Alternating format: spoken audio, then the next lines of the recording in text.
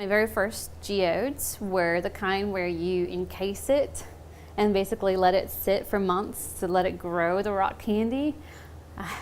I can't do that.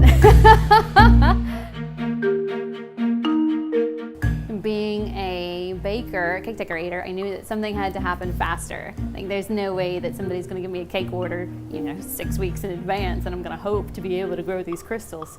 So I developed a method. I figured out how to mimic that look in 15 minutes. And I was like, yes!